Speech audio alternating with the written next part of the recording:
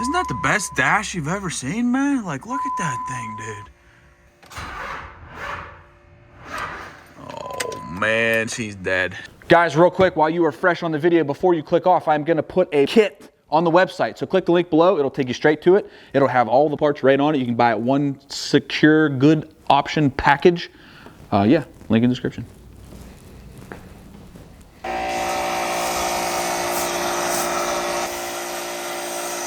Wow. That's good stuff. It smells unreal.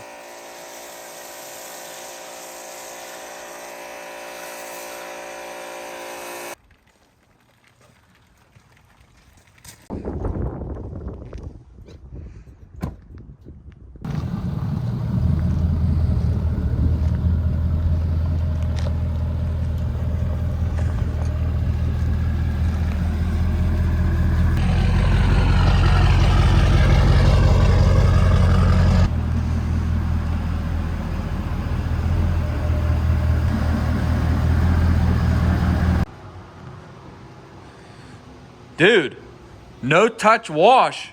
It's pretty clean. Not bad for a 10-minute deal.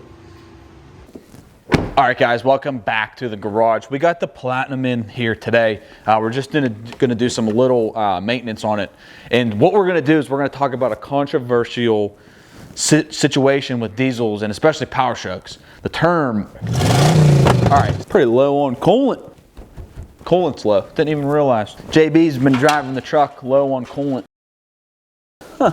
So with the 6.7 PowerStroke, like every diesel, it has its situations where you got to address a couple things just for added security, reliability, and overall performance. Now this is a personal recommendation from my personal experience with these trucks. The very first thing that you want to address is the CP4 situation.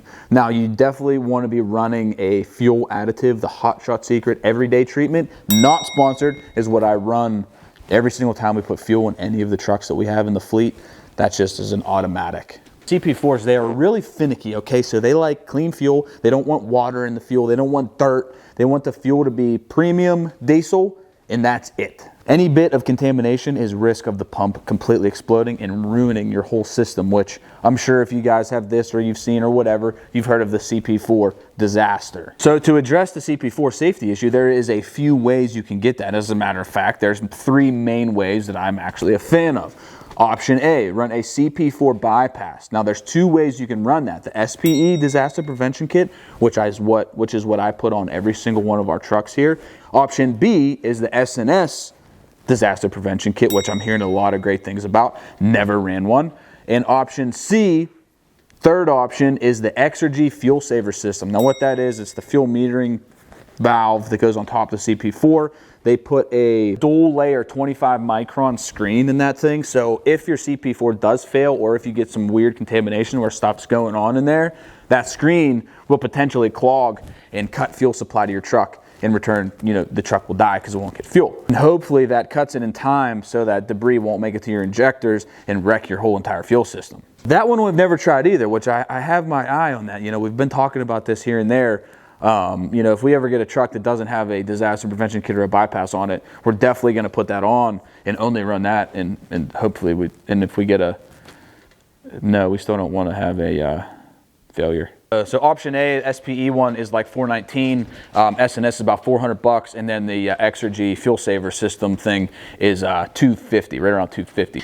All right, or you can just get some Kevlar, you know, wrap it in that. That might. Now you got to stay on your filters, because that's crucial. On the 17 to 19 trucks, you got to stay good on your rear water separator. You got to drain that every now and again. Don't just drain that once a year when you remember and you're sitting there drinking beer and you're like, dude, I should probably empty that. No.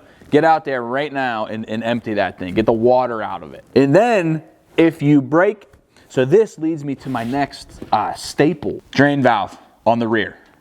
Where's the plastic old one?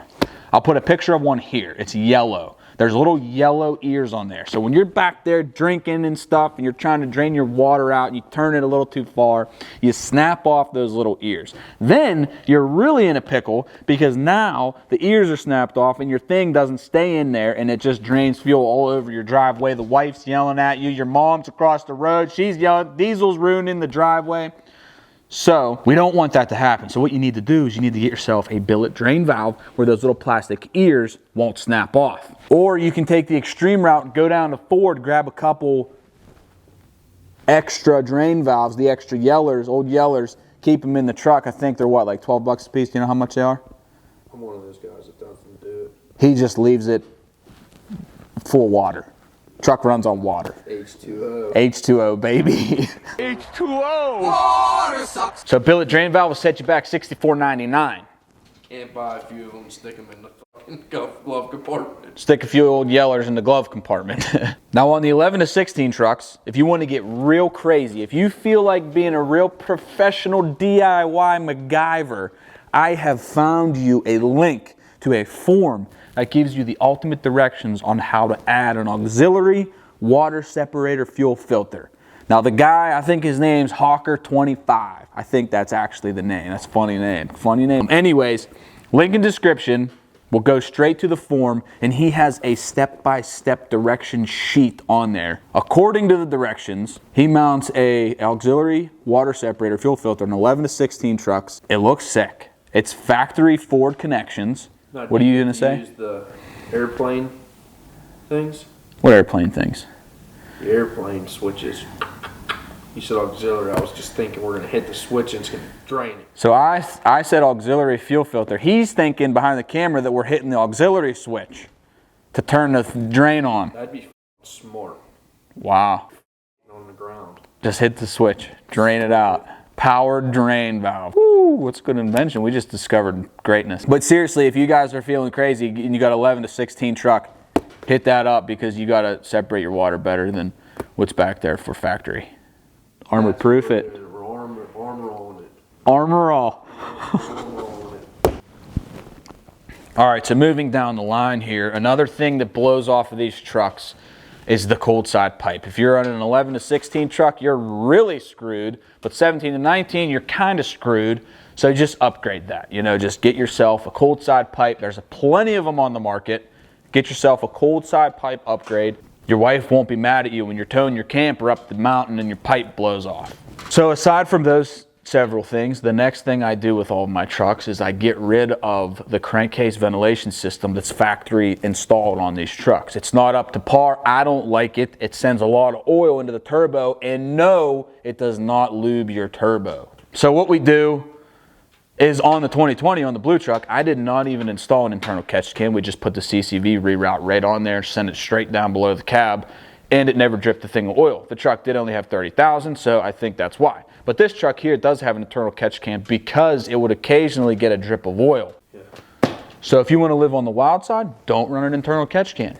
Get a drip of oil in the driveway, mom will be mad. She'll be mad at you. You'll be putting an oil spot on your new concrete. CCV reroute, internal catch can, get rid of that factory Ford oil thing because it sends a boatload of oil. If you've ever taken off your intake manifold or any intake piping that's factory, just look how much oil is in there. Just go check it out. It's in the video in the 2020. It's in the video. So CCV reroute, about 199 bucks. Cold side pipe, about 249. Both necessary costs. Just factor that into the expense bill. All right, so on a real note, we are sitting here laughing and joking around, but we are serious. Those are very serious things to consider.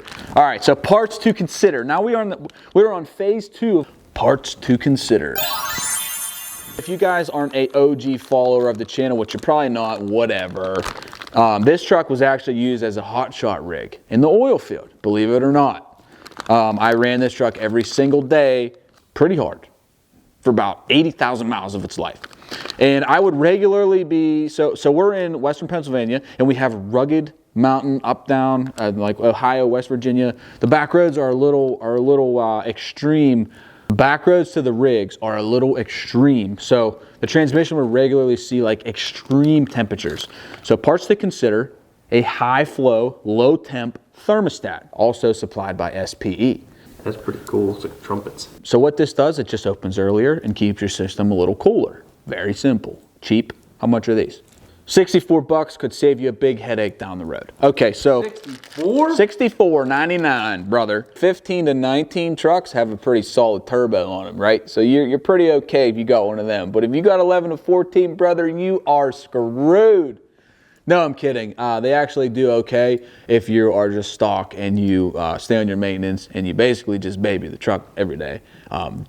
Like our brother-in-law, Dan, he has an 11 PowerStroke. His turbo is about smoked right now. He's at like 160,000 miles, and it is weird. It's just acting up. We're gonna have to do a turbo swap on that instantly. So parts to consider if you have an 11 to 14 truck, you gotta upgrade to the 15 plus turbo. That's just you just gotta do it, you know? You gotta get the retro install kit to allow the 15 plus charger to be installed on the truck. About $1,000, and then you gotta find yourself a turbo. You can find a used one for maybe under $1,000. You could go with a modified VGT, which is what I would recommend. Modified VGTs on these trucks run very, very well. So that'll be a range about $2,000. So let's just call it high end of the spectrum, $3,000, upgraded turbo, and you're gonna be ripping. It's gonna be about 650 wheel horsepower with proper tuning, and it'll be fun / reliable, obviously. The last part to consider, it's just kind of a must. If you have a 17 to 19 truck, you gotta do S&B filter. It reroutes the battery to the back position. Get in on that over there. Reroutes the battery to the back position, puts the intake in the front, which is how it was on 11 to 16 and how it is on 20 and up. So 17 and 19, I don't know why they swapped the battery with the air box, but you got to get the S&B reroute. Runs much better. So that's pretty much it, guys. One more.